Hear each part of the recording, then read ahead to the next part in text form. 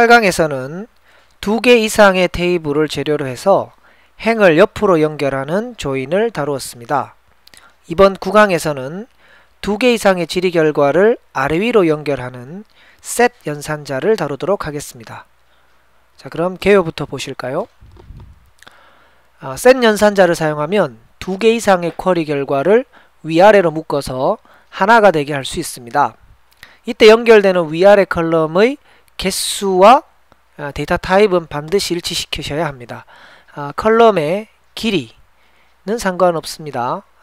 컬럼의 개수와 데이터 타입 두 가지를 일치시키셔야 합니다. 쿼리 결과에 나오는 컬럼 이름은 첫 번째 실렉트의 컬럼 이름을 결과 집합에서 사용합니다. 셋 연산자를 포함하는 전체 쿼리를 컴파운드 쿼리라고 하며 하나하나의 실렉트를 쿼리를 컴포넌트 쿼리라고 합니다. 셋 연산자는 버티컬 조인이라고도 부르는데요. 질의 결과를 위아래로 연결하기 때문입니다. 오더 바이 절은 개별 컴포넌트 쿼리 가운데 마지막 컴포넌트 쿼리에 한 번만 사용할 수 있습니다. 셋 연산자는 BLOB, CLOB, B파일, 베링 어레이, 네스티드 테이블, 데이터 타입 컬럼에는 사용할 수 없습니다. 유니온, 인터섹트 마이너스 연산자는 정렬이 필요하므로 롱 컬럼에는 사용할 수 없습니다. 그러나 유니온 올은 정렬이 필요 없으므로 롱 컬럼을 유니온 올로 연결할 수 있습니다. 셋 연산자의 종류는 4가지입니다. 유니온 올, 유니온, 인터섹트, 마이너스 4가지입니다. 유니온 올은 합집합. 근데 합집합인데 중복을 허용하고요. 정렬되지 않습니다. 결과가. 유니온도 합집합이고요. 얘는 이제 중복이 제거되고 정렬됩니다. 인터섹트는 쿼리 결과의 교집합을 남기고 다시 결과는 중복이 제거되고 정렬됩니다. 마이너스는 한쪽 집합에만 있는 다른 쪽에는 없는 차집합을 구하는 것이고 중복이 제거되고 이제 정렬됩니다. 자, 그럼 간단한 예제를 사용하도록 하겠습니다. 자, 먼저 유니온 올과 유니온을 비교할 수 있는 예제인데요. 사원 테이블에서 20번 부서에 근무하는 사원들 잡만 이렇게 남겨봅니다. 네. 5명인데 2명은 애널리스트, 2명은 클럭, 1명은 매니저인 것 같습니다. 자, 30번 부서에 근무하는 사원들 또 볼까요? 네.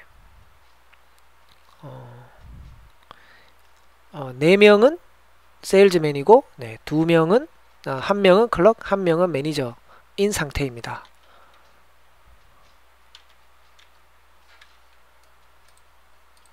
네, 자, 그러면 자, 다시 다른 창을 하나 더 열어서요. 자, 이렇게 쿼리를 수행해 봅니다. 2개의 쿼리 결과를 유니온 올로 묶어 봅니다. 그러면 위의 쿼리는 결과가 5건, 밑에는 6건이니까 그냥 무조건 연결해서 이 결과는 총 11건의 결과가 나오게 됩니다. 오더 바이를 추가해서 정렬된 결과를 보도록 하겠습니다. 자, 이것이 유니온 올입니다. 각각의 쿼리 결과를 그냥 연결하는 것이고요. 중복이 있어도 그냥 두는 것입니다. 그런데 유니온 올 대신에 유니온으로 바꿔줍니다. 그러면 결과가 조금 달라지게 됩니다. 유니온 올이 유니온으로 바뀌면 자, 2가지에서 차이가 생깁니다. 바로 2개의 쿼리 결과의 중복이 사라지고요. 그리고 자동으로 정렬이 된다는 걸 보실 수 있습니다. 다음 예제를 볼까요? 자, 이번에는 부서번호와 잡이 모두 나타나는 쿼리 2개를 연결하도록 하겠습니다. 그래서 각각을 보시면 자, 이런 결과인데요. 이것 두 개를 유니온올로 연결을 합니다. 그럼 역시 이렇게 11건 중복이 있어도 그대로 결과를 리턴하게 됩니다. 자, 이것을 유니온으로 바꾸면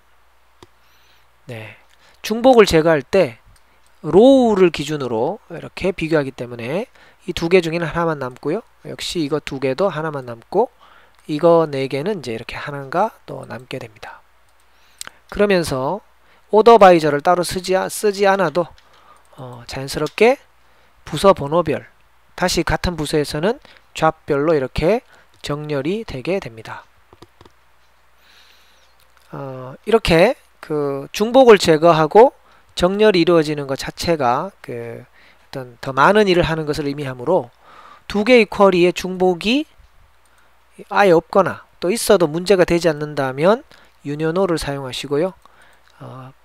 반드시 중복을 제거해야 될 필요가 있다면 유니온을 사용하시기 바랍니다. 자, 다음으로 인터섹트를 살펴보겠는데요. 첫 번째 쿼리 결과, 두 번째 쿼리 결과의 교집합을 구하는 것입니다. 교집합은 클럭과 매니저네요.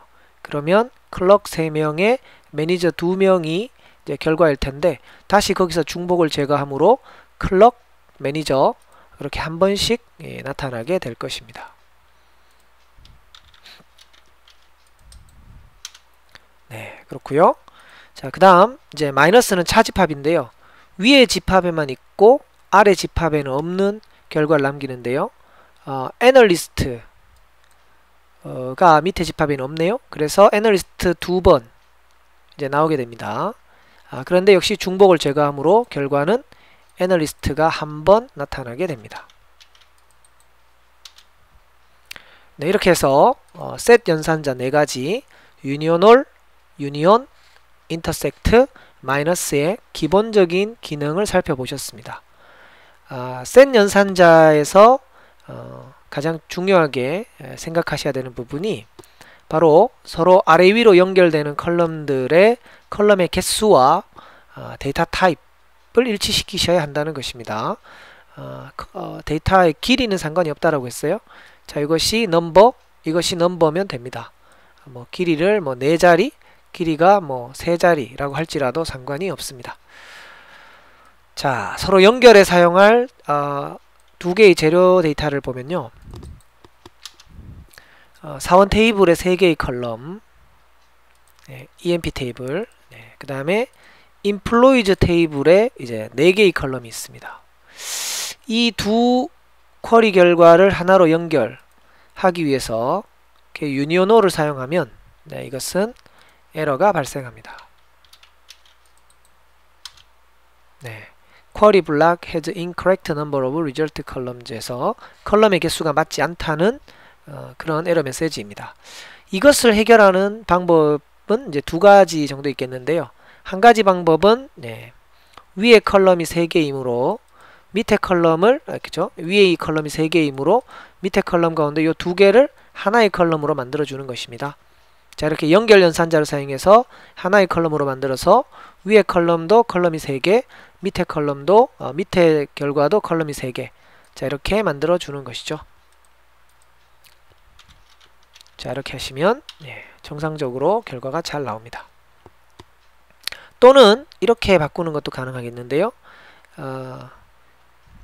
위에 쿼리의 컬럼이 이제 3개였고 밑에가 4개이므로 위에 쿼리의 컬럼을 4개로 만들어 주는 것입니다.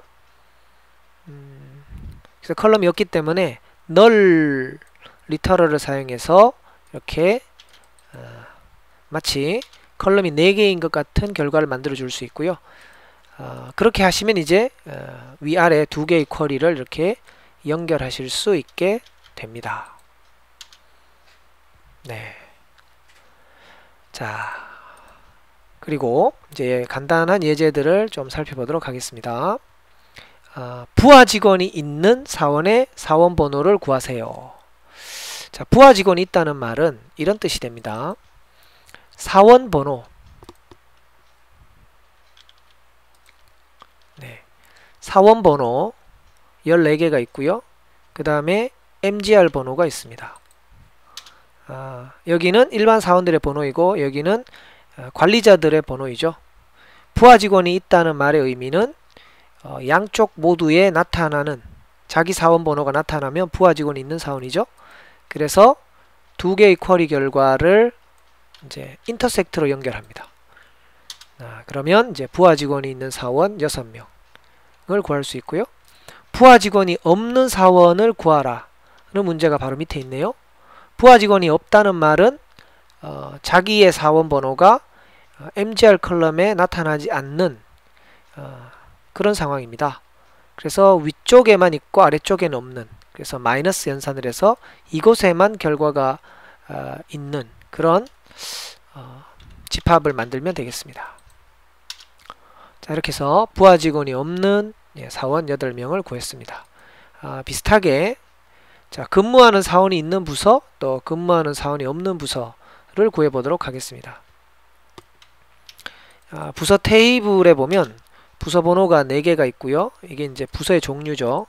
그리고 사원 테이블에 보면 사원들이 근무하는 부서의 부서 번호가 나타납니다. 근무하는 사원이 있다는 말은 양쪽에 공동으로 나타나는 그런 부서 번호를 구하면 되는 것이죠. 그래서 intersect를 하시면 부하 직원, 근무하는 사원이 있는 부서 3개를 이렇게 구할 수 있습니다. 근무하는 사원이 없는 부서라는 말은 부서 테이블에는 있으나 사원 테이블에는 나타나지 않는 부서 번호를 구해야 되겠죠. 그래서 마이너스 연산을 통해서 원하는 결과를 만들어 냅니다. 자, 이렇게 해서요. 수직 조인으로 불려지기도 하는, 또 컴파운드 쿼리라고도 불려지는 셋 연산자의 사용법을 살펴보았습니다. 문법적으로 특별히 어려운 점이 없고 여러 개의 쿼리를 쭉 나열하되 쿼리의 컬럼 개수와 데이터 타입만 일치시키면 된다. 이 점을 이제 주목하시면 되겠습니다. 이어서 셋 연산자가 사용된 몇 가지 예제들을 더 살펴보도록 하겠습니다.